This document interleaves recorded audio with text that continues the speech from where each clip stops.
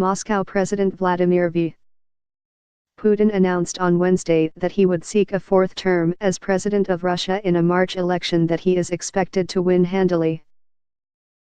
A full, 6-year term until 2024 would make his 24-year tenure, including his years as prime minister, the longest by a Russian leader since Joseph Stalin sat in the Kremlin for 29 years.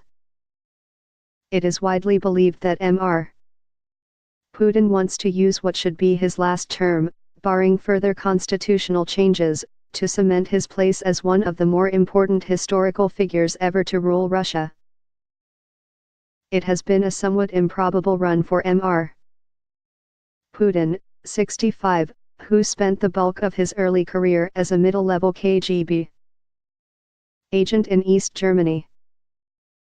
Calling the collapse of the Soviet Union one of the greatest catastrophes of the 20th century, he has built his formidable popularity on the idea that Russia should restore its natural destiny as a superpower, unequal to the United States in military might and global influence.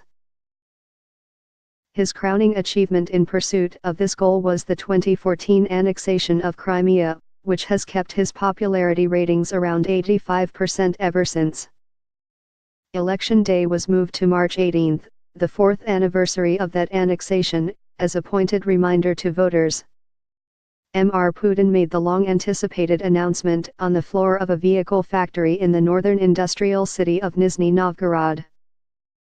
He delivered a brief statement in the seemingly spontaneous yet carefully choreographed manner he favors for major appearances broadcast live on state television.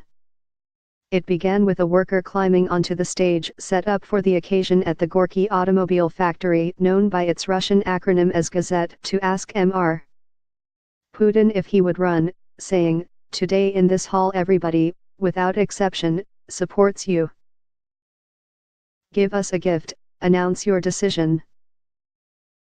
Asked the same question on live television at National Forum for Volunteer Youths just hours earlier, Mr. Putin had said he was still thinking about it. This time, with the hall erupting in cheers of "Gazette supports you," Mr. Putin said he was running. "There is no better space and no better occasion to announce this," he said.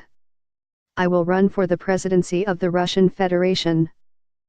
The choice of venue and the occasion highlighted Mr.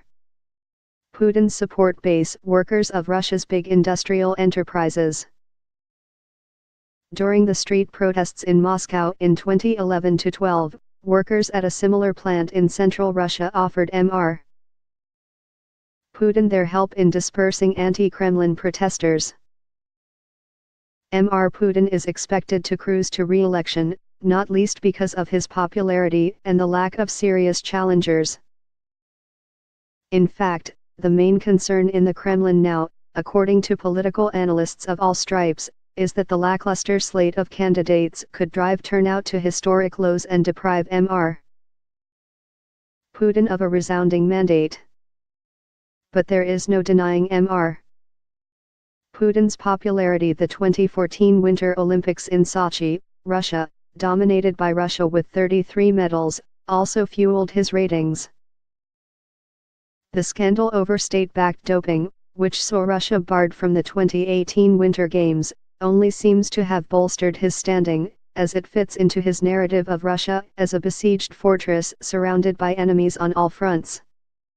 Domestically, Russians experienced instability and poverty after the 1991 collapse of the Soviet Union.